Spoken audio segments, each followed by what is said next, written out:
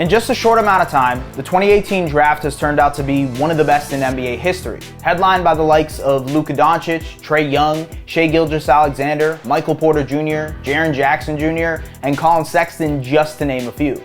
But at the very top of that draft, before all of those guys, the Phoenix Suns selected Arizona big man Deandre Ayton, number 1 overall. Ayton didn't shine through his first 2 seasons in the NBA when compared to some of his other draft counterparts, who turned into all-stars, all-NBA players, and franchise cornerstones rather quickly. It left many people questioning if the Suns had made the right decision, until the 2021 playoffs, where Ayton has proven to be the X factor for Phoenix, anchoring their formidable defense and making opposing offenses second-guess going to their small ball lineups. Simply put, the Suns don't reach their first NBA Finals berth since 1993 without him.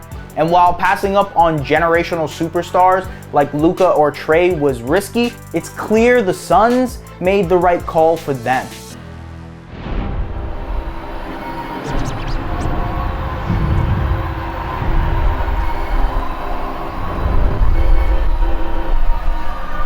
There are 2 positions that rookies in the NBA seem to struggle with the most when transitioning into the league. The first is being tasked with playing point guard in a professional environment, where you have to be a leader on the floor, dictating pace, and finding ways to get your teammates involved. The other is being a big man, more specifically playing defense as a big man in today's modern era, where you're often switched on to quicker, shiftier guards, and also have to learn how to anchor multiple different defensive schemes on the fly. Like many centers before him, Ayton struggled on the defensive end through his rookie season, getting lost on rotations and either dropping too low or showing too high on pick and roll coverages. Oh, he's just gonna shake him up, get him down. Oh, young fella, oops, sorry.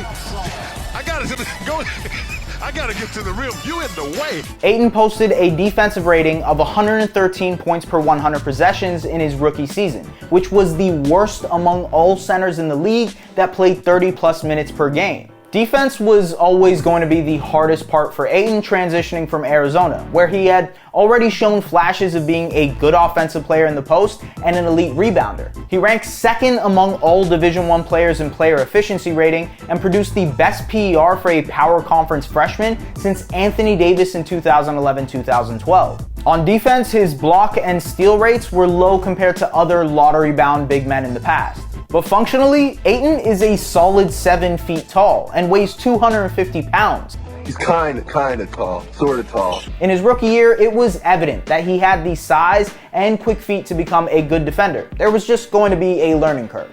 Ayton finished an impressive rookie campaign, averaging 16 and 10, becoming only the 3rd rookie in the past decade to average a double-double behind Blake Griffin and Karl Anthony Towns. Year 2, the fruits of his labor on defense were already showing off.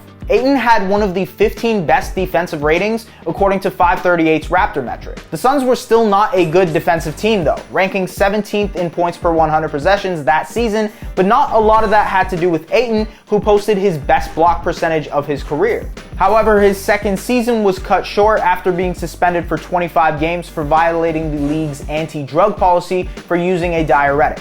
Now, this season, with the help of Chris Paul, Ayton was able to push himself to another level, citing that CP3 was the best thing to ever happen to his career. Oh, I love CP, man. Like I said, that's really the only teammate that really pushed me, like big bro type push, knowing what I got and that I never thought that I had. I think he was the best thing that happened to my career. I can say that every day. It all started in training camp when Paul told Ayton that he should focus on angles. Angles for screens, angles on switches, and angles on offensive rebounds. While he didn't necessarily explode offensively, Ayton had his most effective season thus far, shooting a career-high 63% from the field while posting the best defensive box plus minus of his career. Despite playing some of the best basketball of his life, Ayton's name came up in trade rumors during the season, as crazy as that might seem now. It's insanity! Led by Paul, Ayton, and all-star Devin Booker, the Suns finished with the 2nd best record in the entire NBA entering the playoffs, where Ayton's consistency would be put to the test. Ayton was undoubtedly going to be the determining factor heading into the postseason for Phoenix. You knew what Paul and Booker brought. The supporting cast of wing players in Jay Crowder, Mikal Bridges, and Cam Johnson all played their roles, but the biggest question mark was around Ayton, especially because in the Western Conference, he would have to match up against some of the best big men in the entire NBA. Ayton proved his mettle in round 1 against the Lakers versus an albeit injured Anthony Davis and LeBron James. He then helped the Suns handle Nikola Jokic and the Denver Nuggets in 4 games in the West Semis, giving the MVP of the league a lot of trouble. And in the conference finals against the Clippers, he proved that he could punish small ball lineups with his athleticism, size, and strength. And on one of the most pivotal plays of the playoffs, everything Ayton had been working on came to fruition. Crowder looking, throws it alley. Oh! Ayton puts it down! He puts it down! It's over!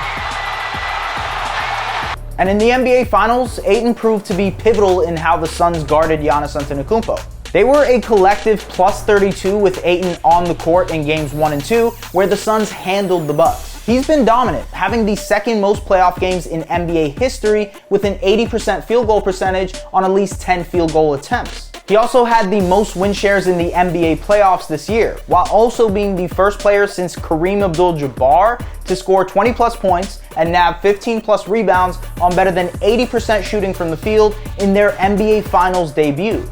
What has proven to be Ayton's most important contributing factor to the Suns' postseason success is his rim protection and defense. The Suns had the 3rd best defense in the entire postseason. He's become one of the more versatile defensive big men in the NBA in a very short amount of time, being able to play big and protect the rim with his 7-foot frame, or using his quick feet to be able to stay on the court against small ball lineups. If you look at the NBA champions from the past 10 years, every single one of them has had a versatile defensive big man that has played a pivotal role in helping them win. Giannis for the Bucks, Anthony Davis for the Lakers, Marc Gasol for the Raptors, Kevin Durant for the Warriors, Tristan Thompson for the Cavaliers, Andrew Bogut for the Warriors, Tim Duncan for the Spurs, Chris Bosh for the Heat, Tyson Chandler for the Mavs. Having a versatile defensive-minded big man in today's modern NBA is a necessity for any championship contender, and Ayton provided that for the Suns. And that's why he was the right pick in 2018. That's right! That's right! As shocking as it may sound, the Suns would not be in this current position with Luka Doncic or Trae Young instead.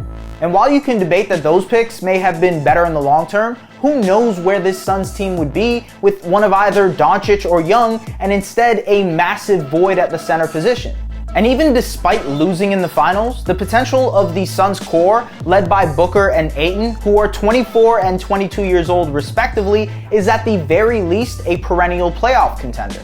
And after what Ayton did in the playoffs, who knows how much better he can get. At this point, it's almost a given that he was the right pick for the Suns. Thanks for watching. If you like this video and want to see more content like this, hit that subscribe button.